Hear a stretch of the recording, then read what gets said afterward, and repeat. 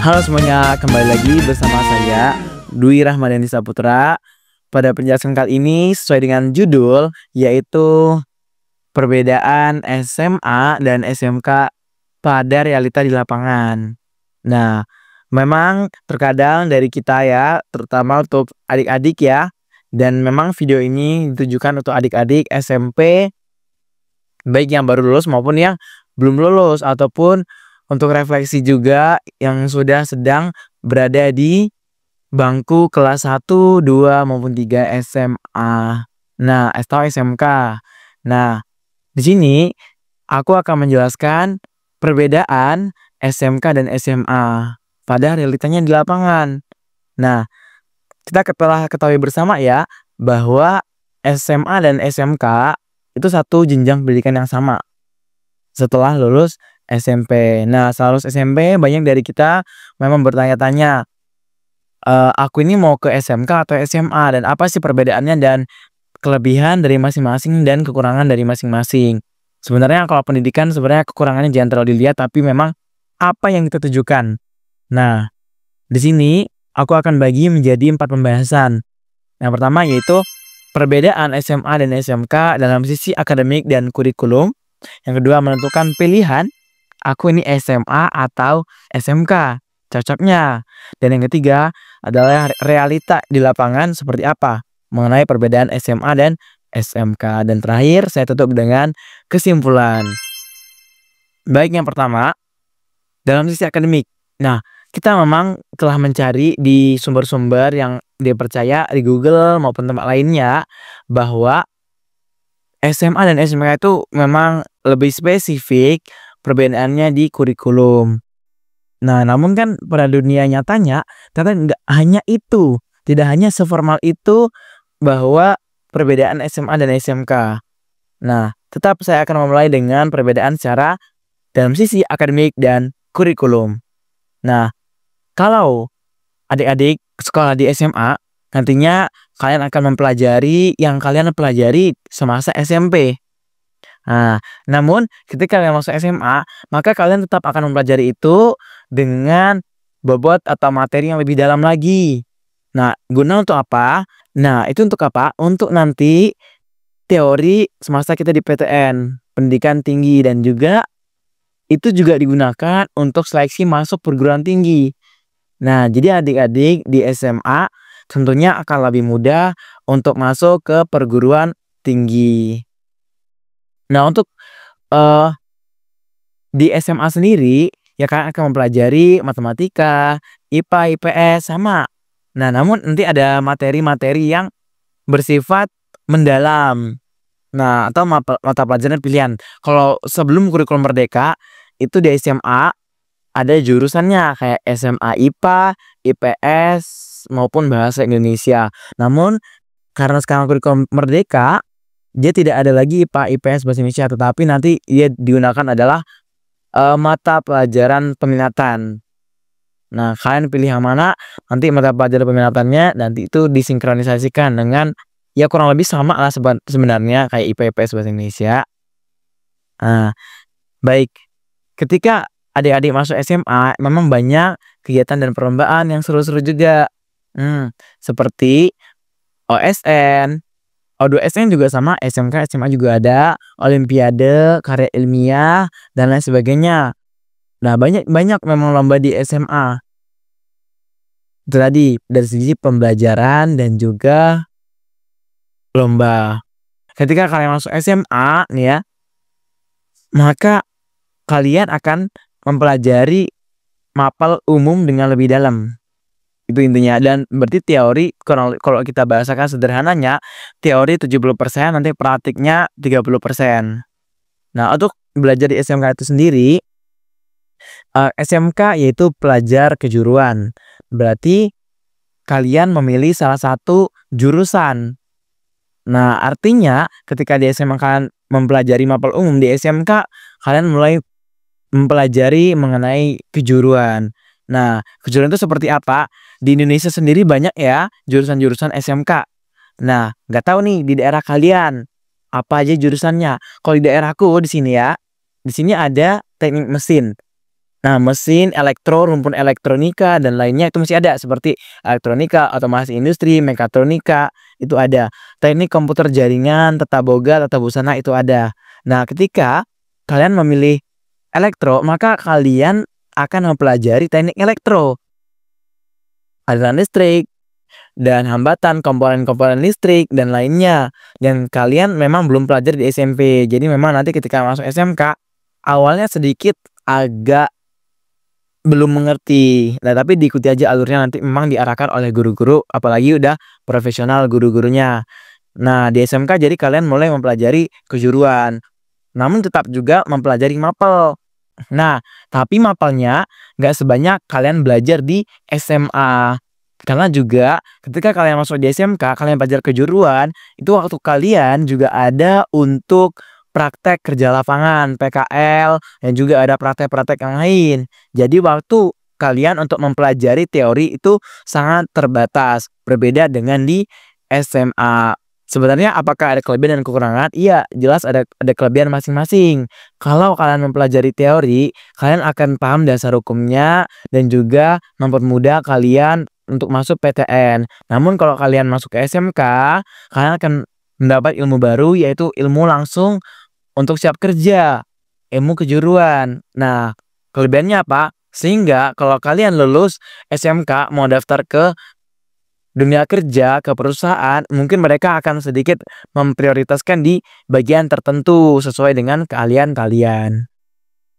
Itu dalam sisi akademik dan kurikulum. Nah, ini sebenarnya sesi intinya. Sesi kedua. Nah, ini sebenarnya sesi intinya, yaitu kedua, bagaimana kalian akan menentukan pilihan kalian tuh SMK atau SMA cocoknya. Nah, ini adalah versi aku yang memang aku ambil dari pengalamanku dan juga diskusi dengan teman-temannya SMA juga. Nah, menentukan pilihan SMA atau SMK. Baik, sebelum kalian memilih, tentukan dulu. Setelah lulus SMA atau SMK nanti, kalian akan ke mana? Karena ini akan berbicara dengan peluang karir atau orientasi karir. Nah, simpelnya atau pokoknya gimana bahasanya ya? Rumus utamanya bahwa SMA itu disiapkan untuk perguruan tinggi, tetapi SMK itu disiapkan untuk langsung terjun ke dunia kerja. Itu konsep utama untuk kalian memilih. Jadi secara garis besar yang sangat-sangat umum dan besar banget gitu. Kalau SMA itu memang untuk melanjutkan ke perguruan tinggi, tapi kalau SMK itu untuk bekerja, terjun langsung kerja.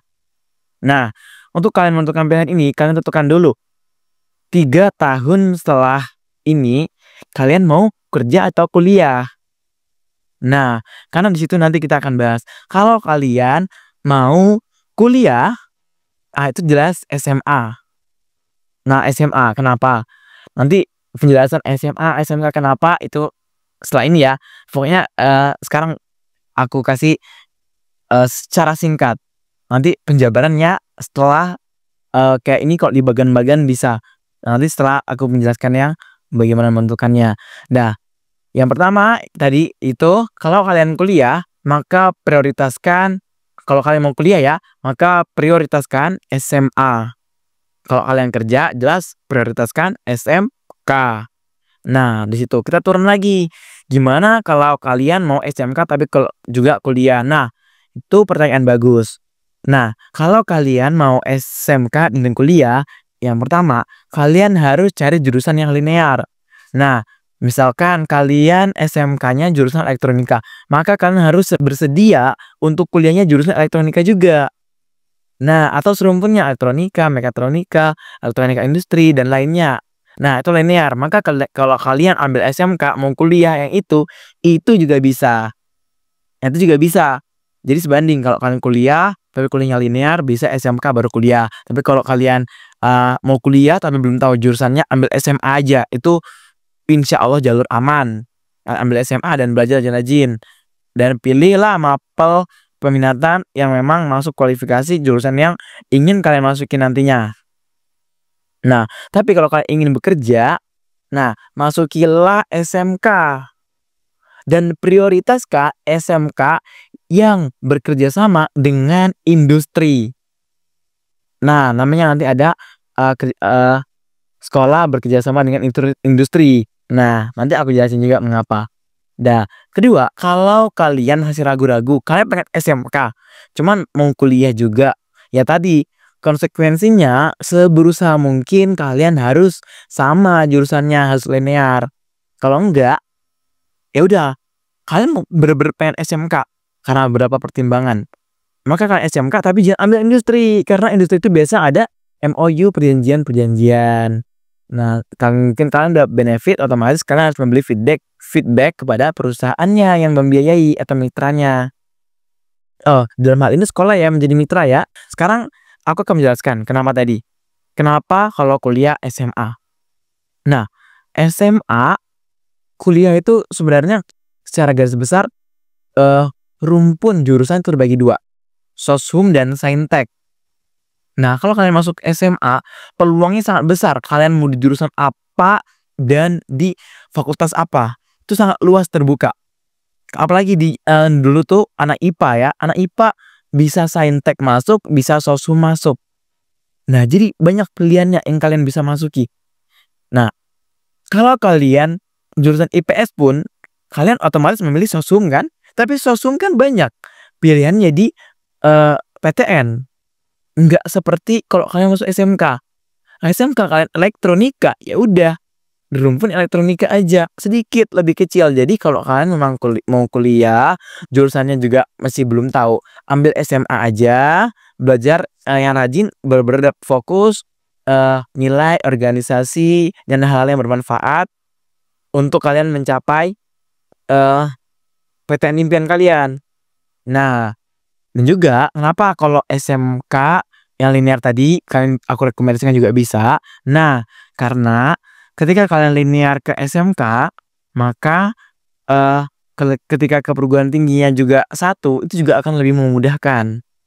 Nah, dan kenapa kalau mau bener-bener mau kerja nih ambil SMK yang industri. Nah, balik lagi, di zaman sekarang kerja tanpa orang dalam ini isunya ya.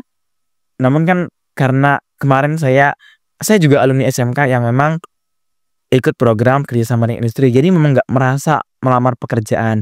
Cuman dari rumor-rumor yang tersebar bahwa sekarang kerjaan itu hanya di-share oleh orang-orang yang kenal, dan juga untuk masuk perusahaan itu memang faktornya adalah yang paling besar terkadang orang dalam. Nah, dengan kalian ikut kerjasama dengan sekolah, namanya kalian telah bergabung ke mitra perusahaan, dan kalian nanti insya Allah akan digelar karpet merah untuk masuk ke perusahaan tersebut. Jadi ada jaminan kalian untuk langsung kerja di sana dan mendapatkan posisi atau job desk yang sesuai dengan jurusan kalian. Nah, itu tadi. Nah, ini sebenarnya dari rumpun ini semua intinya itu ini ke jalur SNBP. Nah, kalau jalur SNBT kalian mau dari SMK, mau dari SMA itu bebas. Cuman kalian harus mempersiapkan SNBT dari jauh-jauh hari. Apalagi dengan informasi yang tersebar bahwa di tahun depan dan selanjutnya itu SNBT akan ada TKA lagi dan kalian harus belajar fisika dan kimia. Nah, kalau sekarang kan tahun ini dan 3 tahun sebelumnya itu tes SNBT itu hanya skolastik dan literasi. Jadi anak SMK pun masih bisa mengejar di waktu-waktu yang last minute. Gitu tadi dia. Nah, kalau kalian SMA memang kan lebih banyak pilihannya dibanding SMK kalau mau kuliah. Cuma mau kerja, kalau mau kerja ya memang SMK. Apalagi udah yakin mau kerja, ambil SMK yang ada kerjasama dengan industrinya. Nah, masuk ke pembahasan ketiga. Ini yang pada di highlight ya pada video kali ini, yaitu realita di lapangan seperti apa. Nah, kalau kita baca di sumber-sumber memang tidak ada yang menunjukkan bahwa SMK itu seperti ini, SMA itu ini. Maksudnya yang selain itu, misalkan ya secara kurikulum itu udah jelas. Nah, namun privilege, berbicara privilege itu tidak ada yang menyebutkan secara ini. Nah, jadi Ini lebih dalam lagi. Tadi udah spesifik kita bahas, ini lebih spesifik lagi. Bahwa kalau kalian mengikuti yang SMK dan kalian mau kuliah, walaupun linear ya, tapi kalian ambil top PTN. Nah, perhatikan.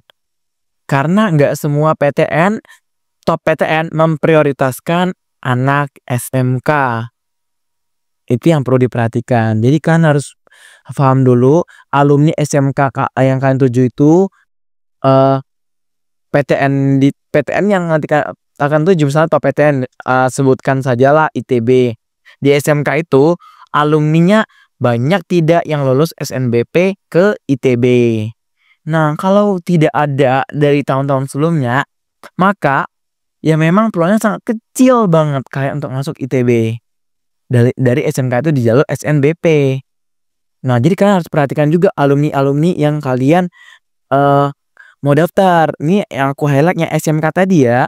Nah, kalau memang di SMK daerah kalian belum ada SMK yang kalian minati, tapi kalian pengen juga masuk ke PTN yang top, terutama top 3 misalkan, sebut saja UI, UGM, ITB, itu bakal jadi pertimbangan kalian lagi. Karena itu dia tadi, anak top 3 itu, top PTN belum tentu memprioritaskan anak SMK walaupun dia linear. Karena kembali lagi tesnya kan tes mapel atau akademik. Nah, jadi kalian harus pertimbangkan lagi alumninya. Tapi kalau ada SMK nih, boleh komen di bawah nih, SMK mana yang udah ada alumninya masuk top 3 UI, UGM, ITB di jalur SNBP. Boleh komen di bawah nanti, jadi teman-teman yang lain bisa bertanya-tanya, bisa diskusi. Nah, sekolah saya sendiri top PTN udah ada mentok-mentok di ITS sama Undip. ITS sama Undip. Nah, ITB, UI, UGM kayaknya belum ada. Nah, jadi kalau ada SMK ternyata yang UI, UGM, ITB, ya bisa komen di bawah SMK mana, dan nanti kita akan diskusi bagaimana tipsnya biar anak SMK bisa masuk ITB, UI, atau UGM. Selanjutnya, yang SMA. SMA tadi, realita di lapangan, ya SMA jelas jadi prioritas oleh PTN-PTN. Nah, kecuali Politeknik mungkin ya. Kalau PTN sampai top, SMA jelas jadi prioritas. Kan kalau mau masuk SMA itu perhatikan ya, karena zonasi ya memang kita nggak bisa memilih indeks sekolah dan lain sebagainya ya. Cuman tetaplah kita belajar dimanapun. Ya kalau memang kalau belajar dan berbicara tentang semua itu tergantung orangnya, ya udah kita nggak usah membahas ini. Nah, semua tergantung orangnya ya. Tapi itu kan 1000 banding berapa kalau berbicara tentang itu tergantung orangnya. Nah, tapi kan ini kita berbicara lingkungan dan rekam jejak sekolah itu juga perlu diperhatikan. Dan sebenarnya pilihan paling susah adalah ketika kalian memang pengen kuliah, tapi kalian opsinya itu mungkin SMA yang indeksnya biasa saja, tapi di daerah kan juga ada SMK yang unggul. Nah, itu memang agak susah. Jadi kalian seharusnya mempertimbangkan lagi privilege-nya lebih banyak di mana ke depannya. Nah, walaupun sebenarnya belajar tuh sama aja. Ini kalau kalian memang rajin, mau dimanapun ya kalian akan rajin. Cuman ini biar kerajinan kalian didukung juga oleh lingkungan. Kayak misalnya SMK, dia belajar berjuang SNBT. Itu apa nggak berjuang banget? Yang lain pada kerja, di SNBT beda sama di dunia SMA. Yang lain belajar SNBT, satu kelas SNBT semua didukung, saling berkompetensi, itu kan akan didukung. Itu kan berpengaruh pada semangat kalian. Jadi realita zaman seperti itu. Jadi nggak semua SMK itu diprioritaskan di top PTN. Jadi kan harus mempertimbangkan lagi apakah SMK kalian bisa diterima di kampus yang kalian tuju. Tapi nggak tahu kalau kalian memang menuju jurusannya bukan kampusnya. Nah, mungkin itu bisa jadi pertimbangan lagi kan kalian mencari. Nah, kunci kita dalam ke depan tuh mencari di Google atau enggak alumni-alumni ditanya gimana di mana aja persebaran alumni sekolah ini, lihat media sosialnya. Biasanya kan ada kalau sekolah-sekolah itu posting yang diterima SNBP di sekolah SMA 1 mana, ini ya kan, itu bisa jadi sebenarnya pertimbangan kalian. Wah, di SMA ini udah ada anak yang terima di UI, UGM, ITB, IPB, Undip. Nah, itu akan menjadi, eee, bahan pertimbangan yang lebih berat lagi. Karena kalau kalian bisa berkompetensi di sekolah itu, kan bisa masuk, gitu. Karena, sekolah tersebut punya rekam jejak yang baik di mata top PTN. Jadi itu dia. Jadi kalian bisa tentukan kalian SMK atau SMA. Tentukan 3 tahun kalian lagi ingin kuliah atau kerja.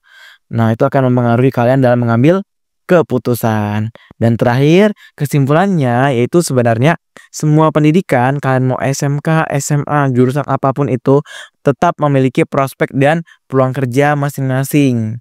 Nah, hanya saja tinggal kitanya yang bagaimana kita cara survive, beradaptasi dengan lingkungan itu sendiri. Nah, karena pada realitanya di dunia nyata, coba kalian tanyakan lagi, apakah seorang yang bekerja itu kalau kuliahnya jurusan itu, ya belum tentu. Malah banyak yang melenceng dari jurusannya. SMK-nya apa, kuliahnya apa, kerjanya apa. Dan sebenarnya semua memiliki prospek yang sama. Jadi nggak usah berkecil hati untuk teman-teman yang ternyata sekiranya pengennya kuliah tapi masuk SMK, pengen kerja masuk SMA, nanti akan aku bahas. Baik, pada segmen berikutnya, aku akan membahas, bagaimana anak yang SMA tapi mau kerja ataupun anak SMK yang masuk top PTN. Untuk anak SMA yang masuk kerja nanti aku bisa menjelaskan, dan juga untuk anak SMK yang mau kuliah, aku juga jelaskan gimana tipsnya kalian bisa masuk top PTN.